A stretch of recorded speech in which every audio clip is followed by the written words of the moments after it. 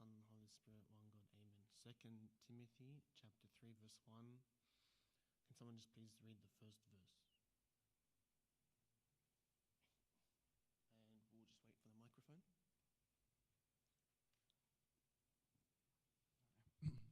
But know this, that in the last days perilous times will come. Okay. Everyone likes to sort of try to guess when would be the last days, the last times, and people try to figure it out. I remember in school, we were making bets that it was going to be 2012. Everyone was like, yeah, 2012 is the... And the movie came out and everyone was saying, yeah, 2012 is the last year we're going to live. And everyone was saying the end of the world. Then after 2012, you hear all these other, no, it's 2013. No, it's actually 2014. And then everyone just guesses and everyone's making these crazy guesses and no one's right. No one is ever right trying to guess when the end of the world. Everyone who guessed was wrong up until now. So when it says the last days, what is it trying to say? In the Bible, when it says the last day, the time is coming. The thing is, we don't know. In the Bible, it always says, watch, always be careful, watch, because you don't know when the time is, and it could be today, it could be tomorrow. It doesn't really matter, but we as Christians, the way it's delivered to us, we live as if today is my last day. Every day is my last day, and today is the last days. So every single time we see when the time is coming, it's today.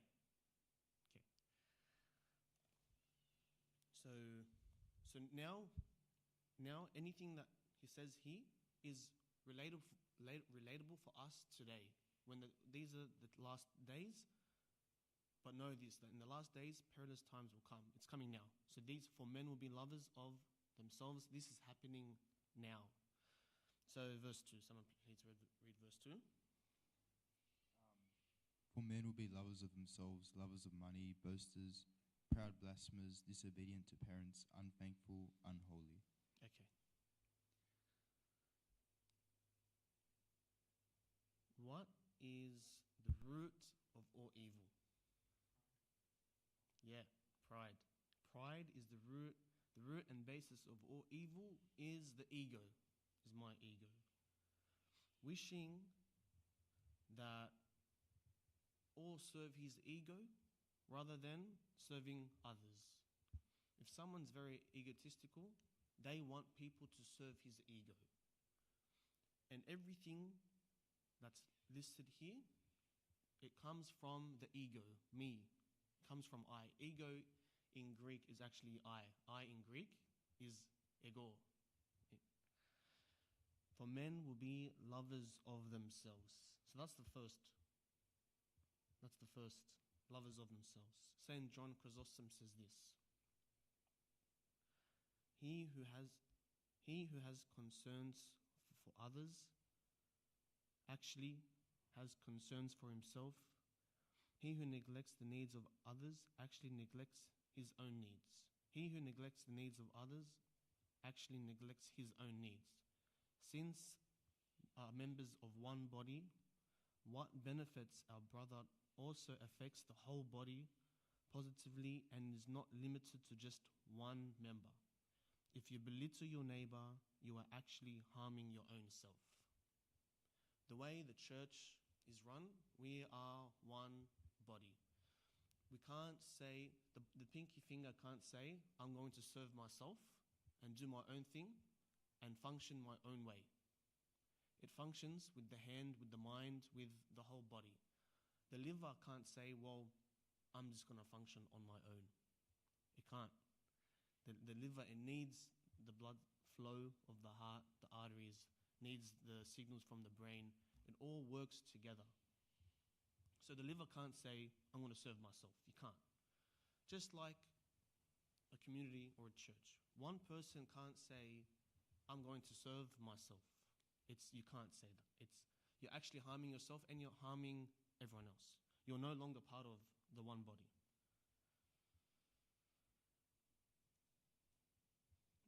Father Tadros Malaty says, when he says, for men will be lovers of themselves, for he is indicating the root or basis from which all evil arises.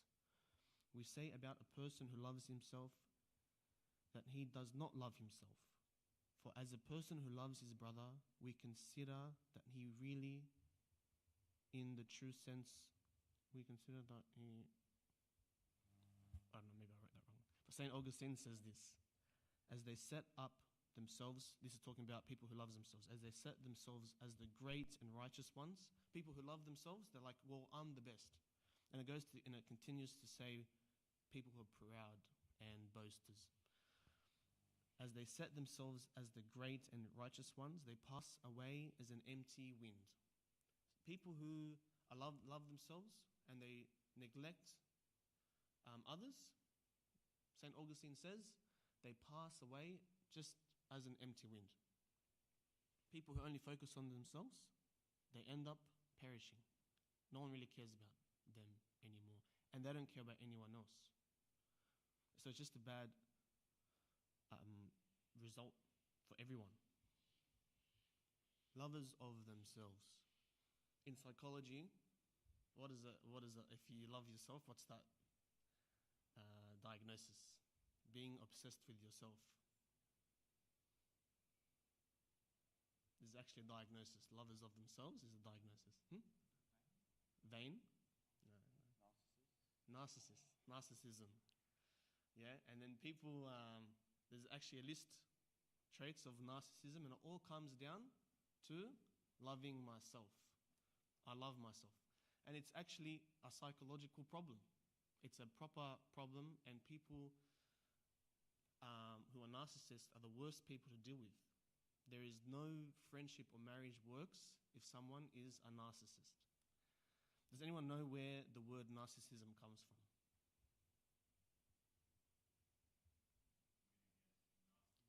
Nasty? Yeah, it's very nasty. It is very nasty. It actually comes from Greek mythology. His name was Narcissus. And he was a young man who was very, handsome. He was a very handsome man, and everyone thought he was a very good-looking man. So, naturally, as a very good-looking man, everyone wanted to, or the girls wanted to be with this person.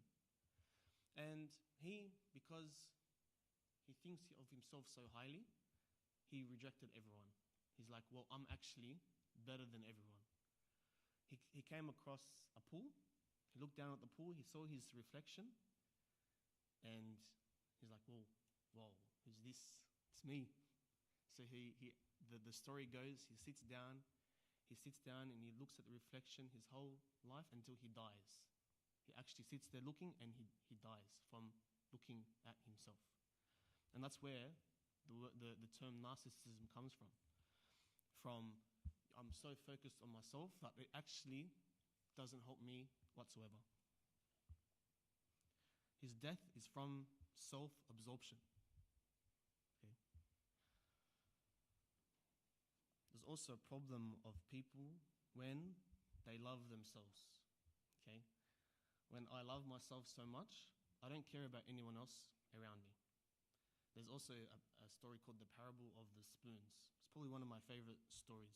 And this is the result of what happens when I love myself too much. When I love myself too much, I don't care about anyone else at all. And then if you have a whole community who does that, who loves themselves, nothing will function. There's a story called The Parable of the Spoons. So someone dies, and he goes towards heaven. And there's 2 doors. God told him to go to each door. So he goes through the first door, and as he enters the first door, he sees a nice round table. And on the nice round table, he sees a nice pot of stew, and it smelled really nice. Then there was chairs all around this table, and people were sitting on the chairs. Everyone was very happy, very joyful. Everyone had a long spoon as their hand, and that's it. And then he exits the room, goes to the second room. As he entered, he sees the same table, the same pot of stew, the same chairs, but the people seemed miserable, very malnourished, and they still had the same spoon as their hand. And then he went out, he's very confused. He's like, well, two exactly the same. These two rooms are exactly the same. But one group of people looked healthy, happy, joyful, and the other room looked malnourished, angry. They looked like they were envious of each other, they were paranoid from each other. And he asked God, well, what's the deal? He said that everyone has a spoon in their hand. And with this spoon, when they get from the pot of stew, they can only feed the person on front of them. The first room is heaven. The first room, everyone cares for the person in front of them, but everyone's well fed. They all feed each other. In hell, the spoon is it's too long, they can't feed themselves. In hell, everyone's busy trying to feed themselves, but they're missing. They don't care about anyone else. So this is what would happen if I only care about myself. It's destructible. I'm destroying myself and I'm destroying other people. When I care about other people, it's beneficial for everyone, beneficial for me, just as God intended. All right. Second one is lovers of money. Okay. And we realize that all of these lists have the same bad trait is me, the ego. The ego is all of this, loving myself so much. If I love myself so much, I will end up doing all of these. Lovers of money, I become proud. This is what Father Tadros Malatis says about lovers of money and thankfulness, because he also talks about thankfulness here. How can greed express thankfulness? You know, can someone be greedy and thankful? No.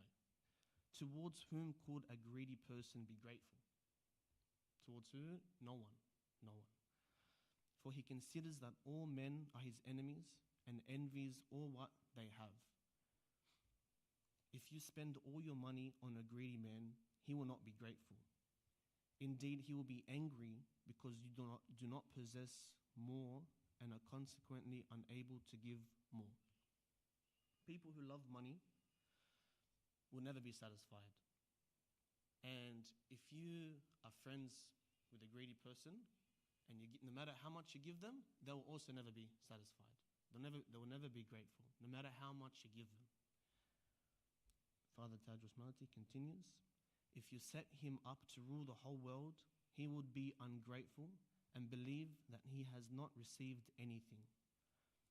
This ferocious greed is unquenchable, as it is a sick lust. It is like someone suffering from a fever and feels thirsty. He does not get appeased but keeps asking for water. The same applies to someone who lusts for wealth. He cannot be satisfied how much you give him. He will continue to feel dissatisfied and unthankful. He continues a bit more, I'll just read it. Just like greed is an unerring thirst for money, same as the desire to be grateful. He also is now...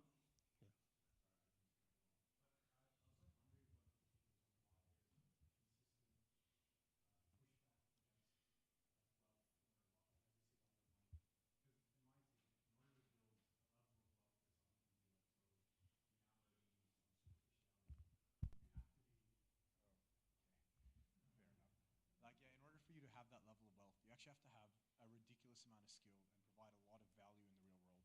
And to me, that sounds a lot more beneficial than, the opposite, where a lot of people are just, not bottom feeding is the word, but that's kind of the vibe. So I was wondering what your comment on that and why there's such a pushback.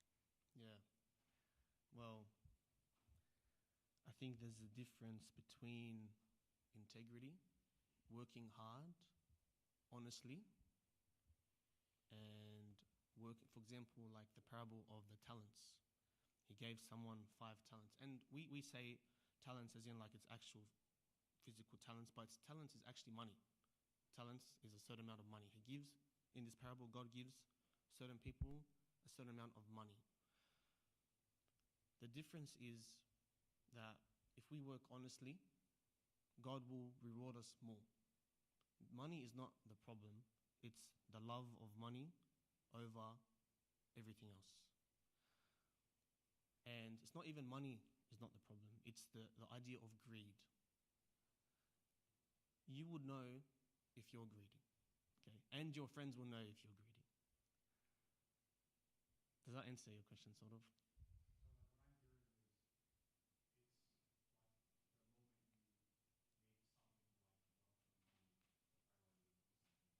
Yeah.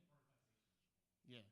Yes. I think the second you prioritize money over your integrity or over other people, then you're losing that idea.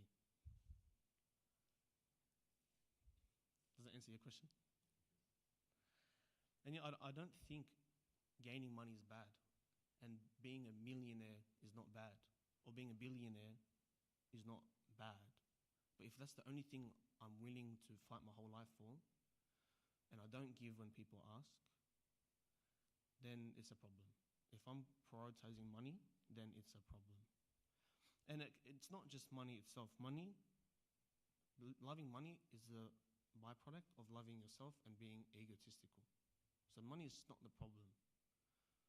It's me who's the problem. Money, it just accentuates who you are. It just shows you who you are. And money is good, actually, because it actually shows you who you are. So if you want to fix it, then you can fix it.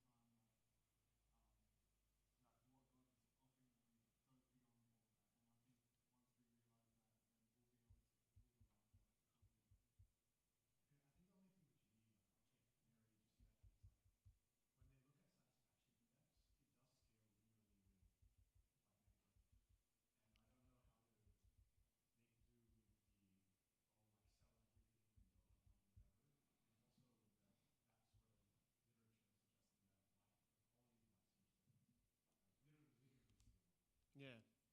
There's actually, I read another one, that if it surpasses a certain amount, it actually does. Hmm? I'm not sure which one.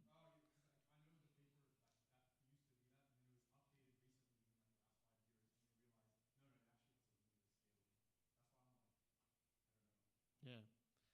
Well, comfort and happiness is not what God wants for us.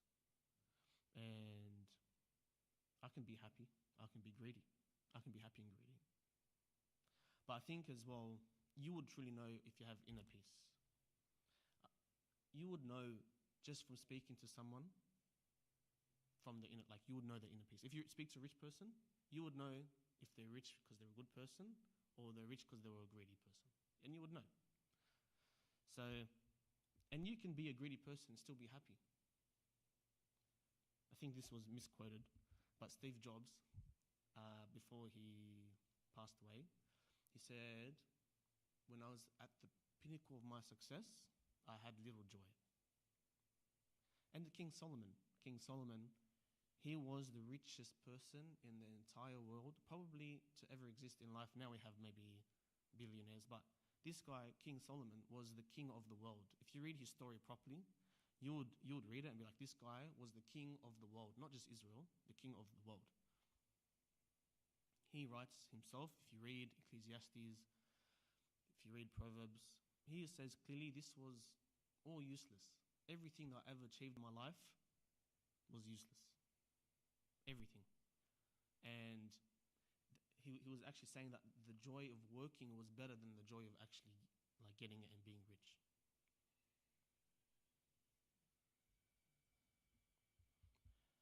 All right, well,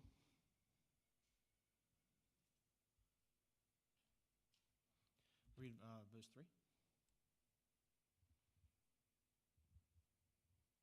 Unloving, unforgiving, slanders, without self-control, brutal, despisers of good. Just something small, St. John Chrysostom said about slander. Those who feel there is nothing good in themselves, while they commit multiple sins and delinquent acts, find comfort in damaging other people's reputations. Just people who boasters, proud, unthankful, slanderers, they will feel the need to always talk badly about other people. Always. Because they're not happy with themselves. Verse 4. Traitors, headstrong, haughty, lovers of pleasure rather than lovers of God. And verse 5. Having a form of godliness but denying its power, and from such people turn away. Okay. Having a form of godliness but denying its power. It's kind of hard to understand, sort of, but it's talking about hypocrisy. It's talking about having a form of godliness, showing that I'm godly, but I'm actually denying God or his power. So people who seem to be godly, maybe people who speak, doing Bible studies like myself, but then behind, when I finish, I close the Bible, I deny God. I'm being a hypocrite. And the church fathers agree that all these things listed, single thing of these things listed, is actually not a big problem compared to hypocrisy. Because if I'm a lover of money or I'm a slanderer, people can notice that. So it's not hidden. People can know, especially us in the church, and we have a priest. He can bring it to our attention and like, oh yeah, actually, yes, I am. And we would know because people would tell us. We would know within ourselves. But the thing that is the worst is when I deny it and when I hide it. So when I'm a hypocrite. St. John Chrysostom. Hypocrisy is a dangerous thief in disguise that robs religious people of all their possessions. Other sins are obvious, and it is easy for a sinner to confess them and repent. Just like we were saying, all these other sins, we can repent from them, no worries, because we know when we have done bad. If we do evil, if we, for example, let's say I'm a traitor, okay? People will know I'm a traitor, we'll call it out, and now I can be like, yeah, I am a traitor, and I can admit it, and then I can fix it. Whereas it is difficult for a hypocrite to be aware of his sin, since he not only deceives others, but himself as well. He believes he is better than others and rejects learning or advice. So someone who rejects all feedback, who rejects learning or advice, is the worst person type of people because they will never fix themselves. I remember, there's reels how you scroll down and you listen to all these motivational stuff. And I think it was Robert Greene, I don't know, someone, I forgot. But he was saying, what is the number one indicator of an unsuccessful person? And he said, someone who can't take criticism is the number one person who will never reach success. Because if I always think I'm the best, and I'll never take criticism or advice, I will never learn. I'll always deny that I'm in the wrong and always put blame to other people, and I'll never be able to fix myself. All right, let's go. Verse 7. For of this sort are those who creep into households and make captives of gullible women loaded down with sins, led away by various lusts, always learning and never able to come to knowledge of the truth. And verse 8. Now, as James and Jambres resisted Moses, so do these also resist the truth. Men of corrupt minds disapproved concerning the faith. All right. So, who is Jannes and Jambres? Does anyone know who these people are? Who resisted Moses? Who's Moses?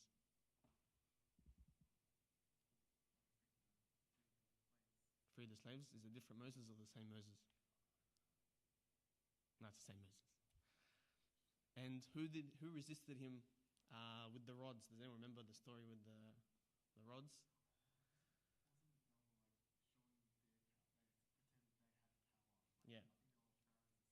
Yeah, exactly. They pretend they had power, and they actually showed them that these rods turned into snakes, whatever, and they did some big show.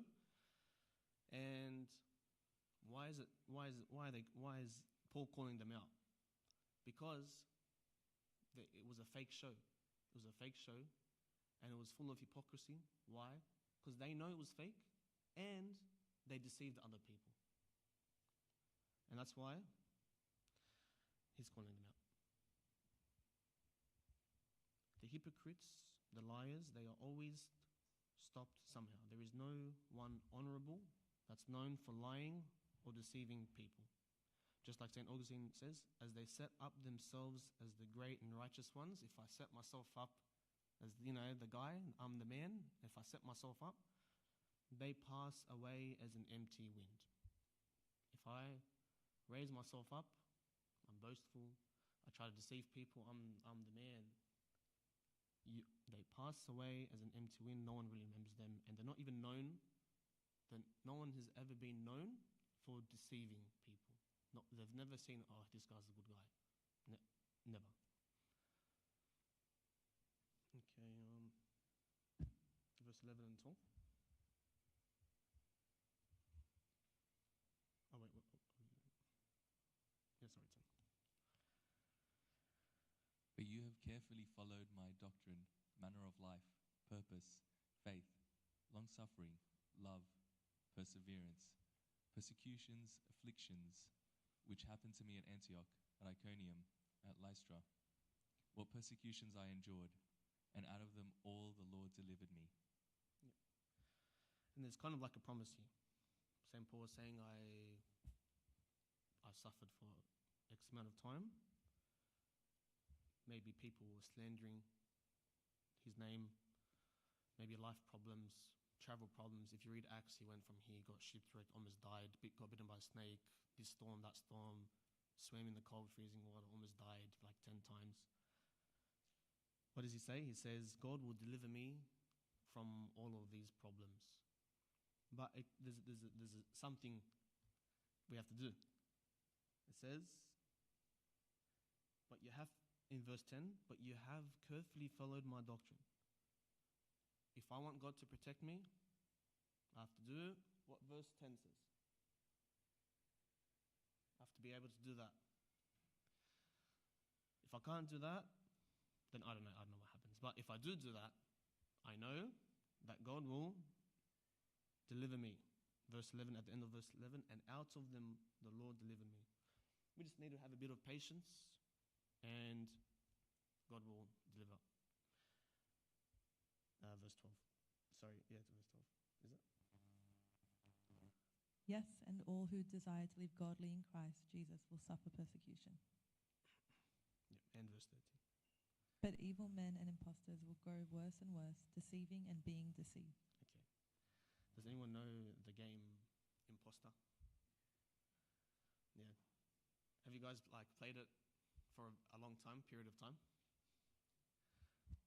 Not too long. Not too long because it never lasts. That's why.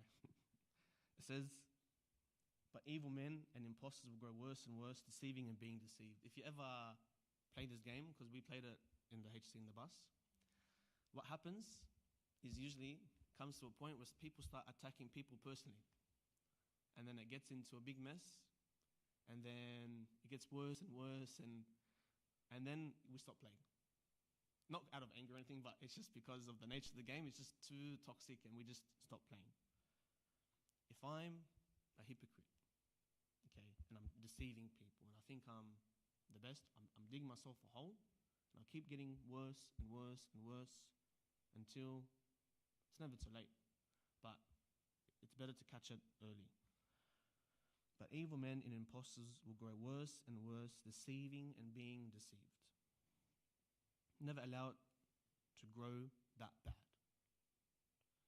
If I'm not a hypocrite and I can see things in my life where maybe I love myself too much, or maybe I love money too much, or I'm unthankful, unforgiving, all these things, quickly bring it to attention to a priest. And that will save me. That will stop the growing worse and worse part.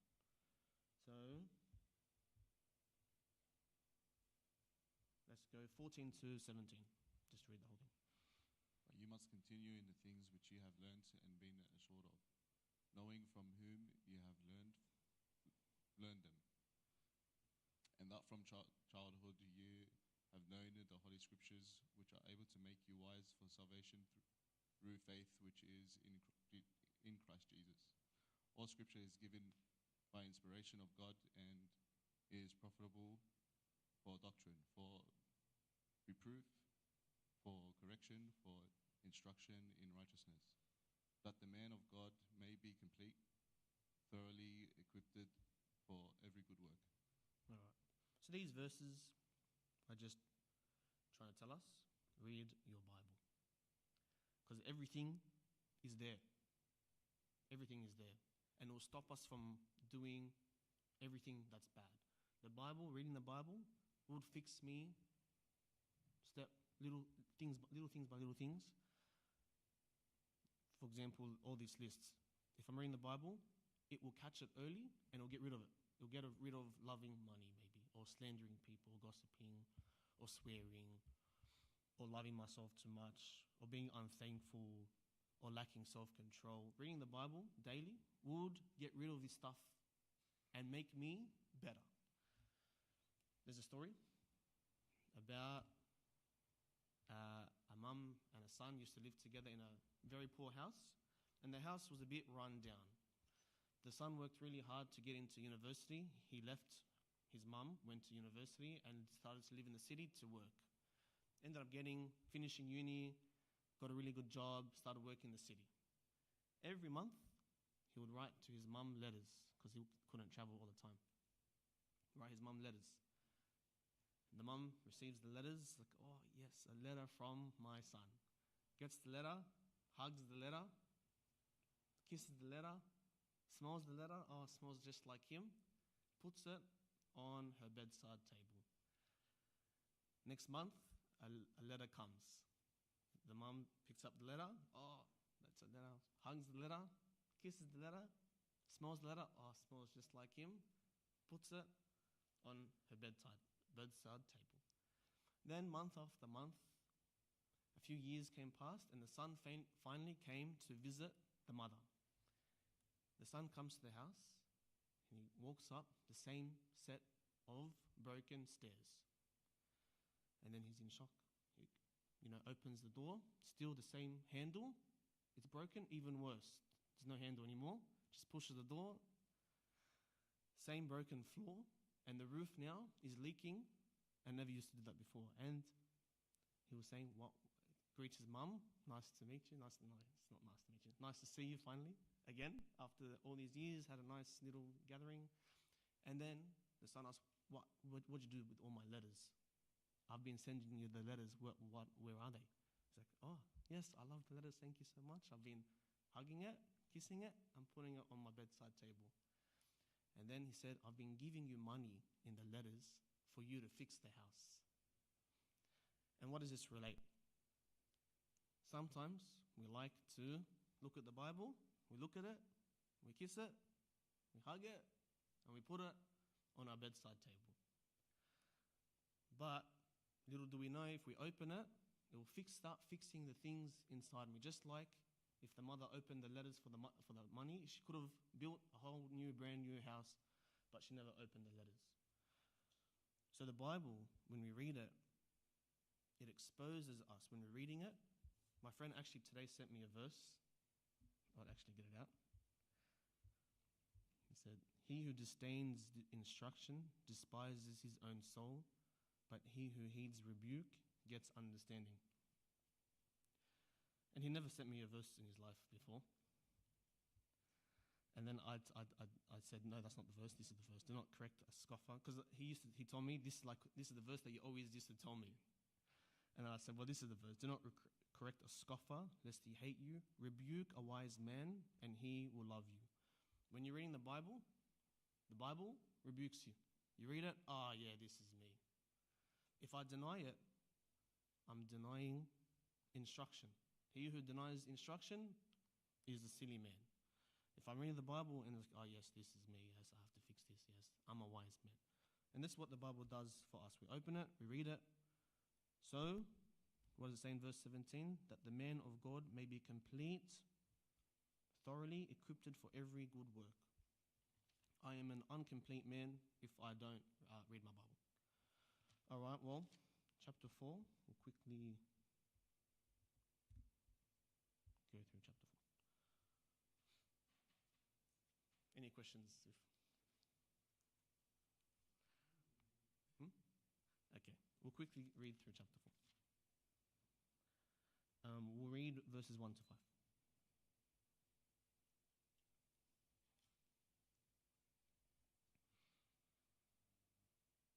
I charge you therefore before God and the Lord Jesus Christ, who will judge the living and the dead at his appearing and his kingdom. Oh, it's 1 to 5. Thanks. Preach the word. Be ready in season, out of season. Convince, rebuke, exhort with all long-suffering and teaching. For the time will come when they will not endure sound doctrine, but according to their own desires, because they have itching ears, they will heap up for themselves teachers. And they will turn their ears away from the truth and be turned aside to fables. But you be watchful in all things, endure afflictions, do the work of an evangelist, fulfill your ministry. All right. Well, what is it saying in these 5 verses? It's saying that people go up and down. There's going to be a time where Christianity is strong, the church is full, but there will be times where there's no one. There might be 3 people in the church. I think now at the moment we are on a rise. We're kind of like reaching a peak. Before it was pretty down with all the attacks about the morality, the homosexuality, abortion, all that. Now it's coming through. Now we're seeing the church at its peak. The new generation's coming up and realizing, that the church they want tradition, they want religion, but it's always up and down. And it's saying here that even if no one around you is reading the Bible, if no one around you is being moral, you still be moral. You still read the Bible, you still go to church, and you stick to all this stuff. Sometimes when we get comfortable, we like to be like, oh, well, this is not that bad, this is not that bad, well, I don't mind. And we start to discover a few things here and there. But it's just reminding us to make sure we're watchful in all things. I went to the monastery on Tuesday as a HSC, for the HSC group. And we were having Paul and the HSC kids were walking, having a nice long walk. And he was talking about how one of my friends, he joined the monastery as a brother. He just joined 2 weeks ago. And he joined as a brother. and we're talking about when we were growing up, for 20 years, we were seeing nothing. You know, from Abuna Anthony when he was ordained as a monk. After Abuna Anthony, there was nothing for a very, very long time, like 20 years or something. Very long time. And then, all of a sudden, now we have Abuna Moses, Abuna John, and from then, we had one like almost every year. Now, like all of a sudden. And Abuna Paul was praising the monks' persistence, you know, for 20 years. There was nothing. And they're saying that, and they didn't lose hope. You know, how many of us, after 20 years of going to the church or trying to do certain things, we give up? Saying here, don't give up. Even if no one around you is doing right, you still do right. And God will bless you for it eventually. For example, Joseph he got sold by his brothers at 17. He became known before Pharaoh when he was maybe, I think, 40. So maybe 30, doesn't matter. 13 years, 20 years. He was in jail, he was falsely accused, and he's still stuck beside God. And he never asked, when is this going to end? Eventually, if we persevere enough, we will see the hand of God somehow. All right, so 6, 7, 6, 7. Verses 6 to 8.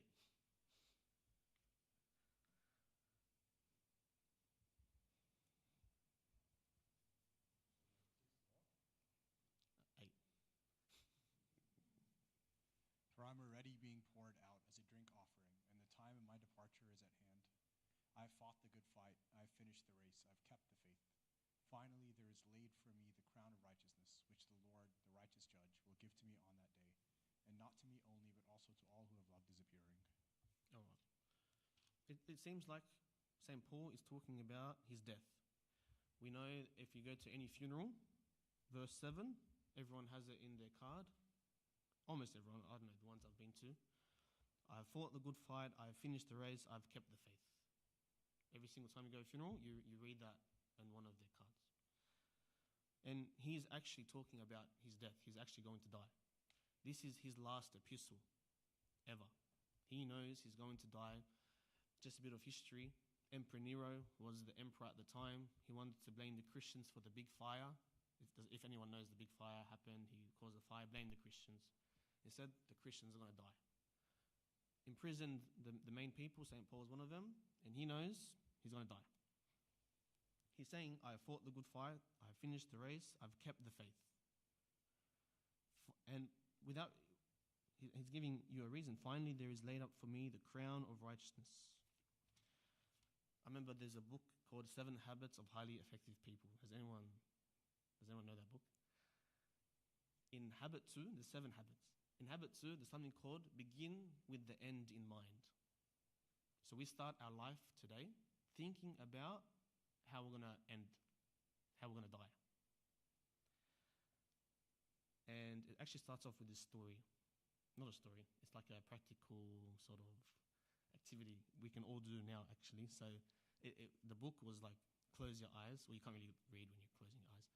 But just imagine you're driving up to this church in a black car, and you park in the parking here, and you see everyone wearing black. And you go to church, everyone's wearing black, everyone's actually very upset. I was like, why is everyone upset? You go at the front of the church, you see a casket. And you open the casket, and it's you. You are attending your own funeral. Then you go sit down, you take a seat where everyone's mourning, and you read that there's 4 people going to speak at your funeral. A family member, someone at your work, someone that you served with, and one of your friends. What would you want each one to say about you? What would you want each person to say about you. And this is the idea of being diligent throughout my whole life, because at the end of the day, we are going to be remembered for what we did that was good. We would all want to be remembered for things, for selflessness instead of selfishness. Everything that chapter 3 says, we want to be the opposite of that. All right, so we'll just quickly read 11 to 15. Where are we? Sorry, 9, 10, 11, and 12, and 13. Actually, until 15. Sorry. Be diligent to come to me quickly, for Demas has forsaken me, having loved this present world, and has departed for Thessalonica. Crescens for Galatia, Titus for Dalmatia. Only Luke is with me. Get Mark and bring him with you, for he is useful to me for ministry. And Tychicus I have sent to Ephesus. Bring the cloak that I left with Carpus at Troas when you come, and the books, especially the parchments. Alexander the coppersmith did me much harm. May the Lord repay him according to his works.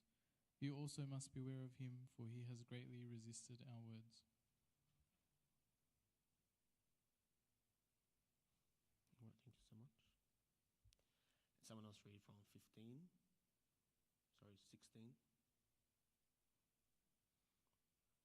until 18.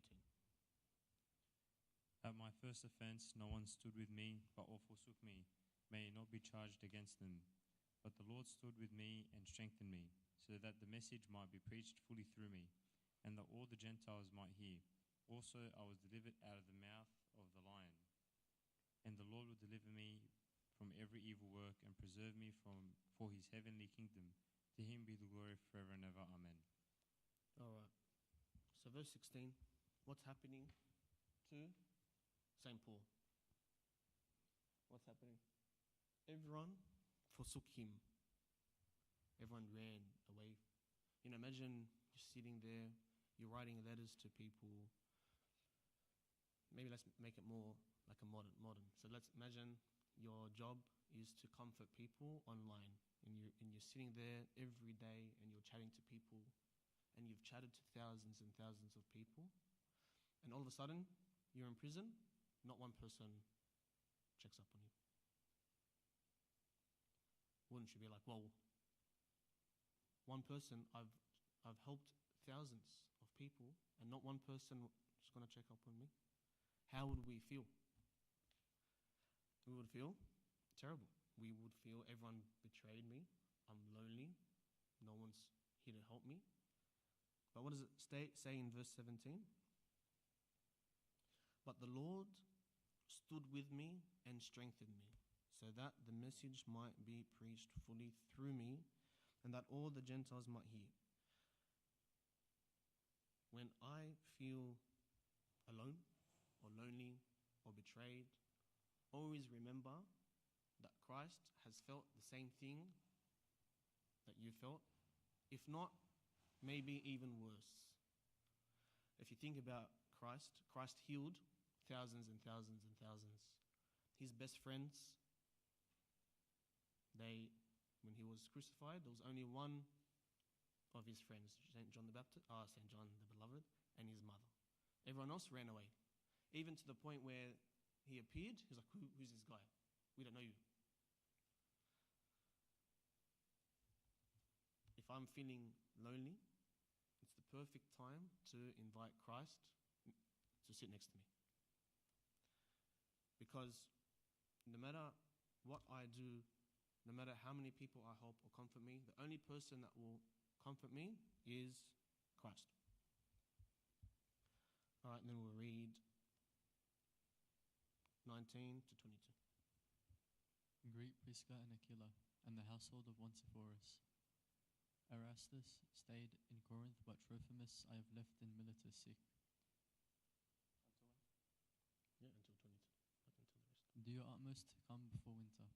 Eubulus greets you, as well as Pudens, Linus, Claudia, and all the brethren. O Lord Jesus Christ, be with your spirit. Grace be with you. Amen. And glory be to God forevermore. Amen. All right, any questions? Yeah, sure.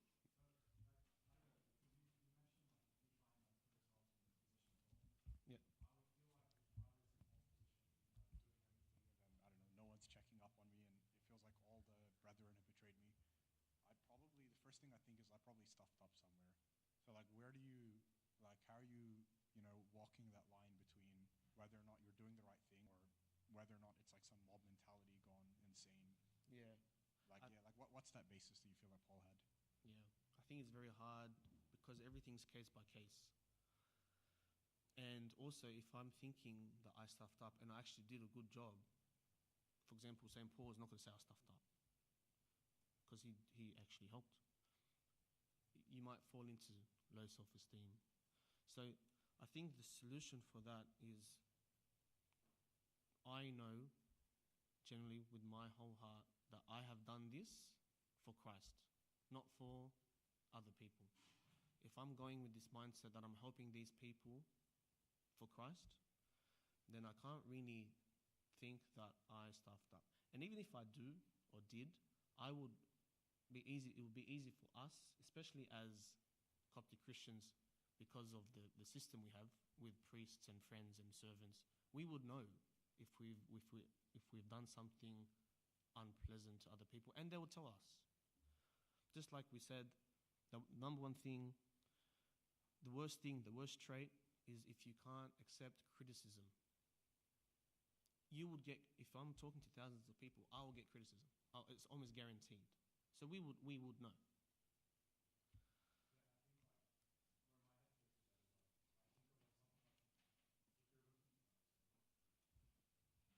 If you're looking at, I don't know, like in healthcare, for example, the one thing that they always warn against is the isolated practitioner. Like the second someone comes out of the hospital system and you practice on your own, things can get a bit haywire.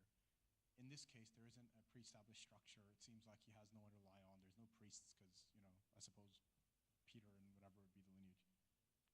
It seems like he's relying completely on himself and his own devices. So doesn't this invalidate potentially his reassurance? Yeah. Everything is worked under a system. So because there's now systems in place, for example, in the hospital, the system's in place. But when there's no systems in place, for example, St. Paul, there was no system, and he continuously says, I was guided by the Holy Spirit. We are guided through the priest, through the Holy Spirit. So it's a different system now. St. Paul, he says it time and time again, and even in Acts, when he wants to go somewhere, he's like, I want to go right. And he's like, well, the Holy Spirit stopped me, so I went left. And we just read that and just agree. So we just say that St. Paul was guided by the Holy Spirit.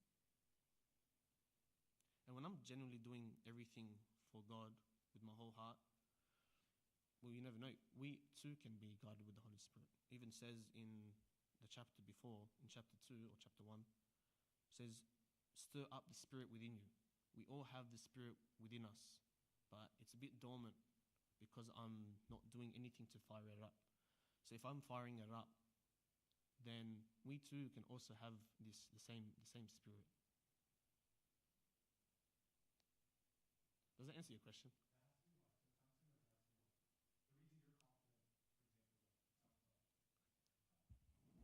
It sounds to me like the reason you're so confident in Paul is because there's like this pre-established that his intuition, or let's say not intuition, the Spirit, you're super confident that that is directly from God. But I feel as though that would be very unwise to give to some form of advice to some, I don't know, random Christian or something. For us. Yeah. So, but then we're like, I suppose just to like add a question, like, how are we so confident that it is the Holy Spirit and it's not just like super elated, narcissistic ego or something? Because it says it in the Bible. I think that, like, if it wasn't said in the Bible, then I would be like, well, how do we know that? But because it was written in the Bible, then, I don't know if that's a good answer to your question, but it says in the Bible that the scripture is inspired by God himself. So we, out of faith, just follow the Bible, what the Bible says, and yeah.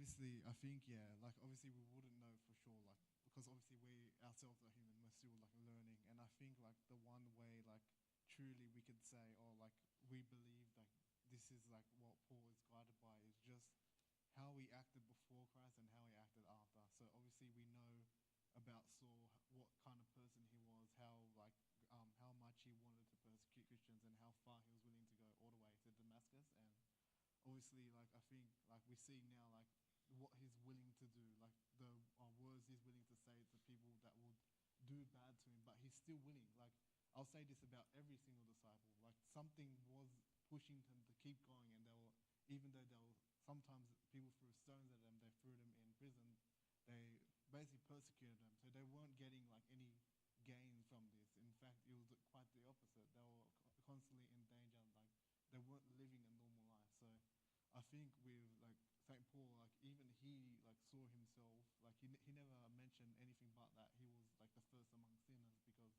he truly believed that he, in front of God, he constantly just wanted to repent, and he wanted to like mind of his faults, and only use like his knowledge and everything he's learned in order to like guide people to Christ. And I think like obviously in that time he probably would have, he did speak to people like Saint Peter, people that had closeness to Christ, and like he probably learned a lot about like what kind of person Christ was and what kind of things he did, and the fact that people were still against Christ despite the fact that Christ, he wasn't really speaking out like in an intention to hurt them, but he was actually trying to help them. Yeah, so obviously, like I think just to say it to a non-Christian, like it's not, no one would know for absolute certainty, but I think it's just by like determining how he acted and just comparing it to like our main, I think like in everything we're trying to compare it to our main like role model, which is Christ. So we just see like every time we see like Saint Paul do something, just think about maybe go back and look at like Matthew, Mark, Luke, and John, and just say, oh, like there'll be definitely similarities, and you can do that with all the apostles. And of course, like there's like just in general, like right now he's about to die, and like something like I think it's been mentioned, like you're about to die, like he doesn't have a reason to do this. If he's just afraid, he could just, oh, I'm just gonna distance myself, I'm not gonna make any letters, I'm not gonna do anything. But like in my like true like belief, and like that's something I've heard, that there's something within him and there's something within us that makes us want to go that extra mile to, like even despite the pain, the persecutions or whatever, to actually like go and like be like the best version of ourselves, the one that God made. So like that's where I stand on Saint Paul, and especially from someone that stood as like such an enemy to Christians, to like someone that wrote like over half of the New Testament. I think like that's like a good example of like someone that like was guided in some way by something beyond himself. Because if he was just himself, I truly don't believe he would have changed. Like he was probably living more comfortably when he was like Saul than he was Paul. But he, in his heart, I felt like he felt it was more worthy to do what he did after. So that's just my view.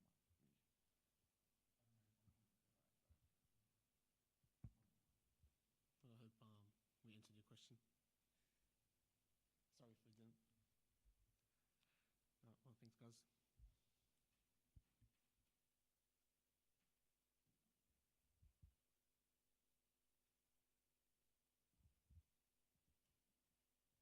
Thank you very much, Chris. Such a beautiful Bible study on 2 Timothy 3 and 4. So that wraps up our book on Timothy, or two books on Timothy. And so join us next week as we go through a whole book on its own. It's not a long book. It's only 3 chapters, and it's a very short chapters. But it's on Titus 1, 2, 3. So good opportunity, go through a whole book. So it'd be lovely to see you guys there. In terms of announcements for today, we have our Candlelit prayer meeting on the first Monday of every month. So that'll be the 5th of January. And that'll be after the Bible study around 9:15-ish. So if you want to join us, feel free to do that. If you're not in the group chat and you would like to be added to the group chat, that's just where all the announcements are placed, information. Feel free to see anyone to be added for that one. It's also usually on Instagram, so if you guys want to keep up to date and don't want to be in the group chat, feel free to go through there. Christian Aid is every Tuesday at 6:50, and that's at Romwell Community Centre, just a homeless service. And so if you guys are free, it would be lovely for servants to aid in that and help. Youth is every Friday at 8 p.m. And I think that's it for announcements. Is any other announcements? The 25th of December, so Christmas Day, there is outdoor altar, and there's going to be the first liturgy prayed on that altar this coming Christmas Day. I think the liturgy is at 7:30. Did you know? 7. Say again? 7:30. So it'll be outdoor liturgy. So if you guys are free, make sure you come join us. So that would be a beautiful time to participate in the liturgy. Does anyone have any further announcements or questions or anything they would like to say? All right. Can we please stand for prayer? Thank you. In the name of the Father, the Son, Holy Spirit, one God, amen. O Lord, make us worthy to pray thankfully. Our Father,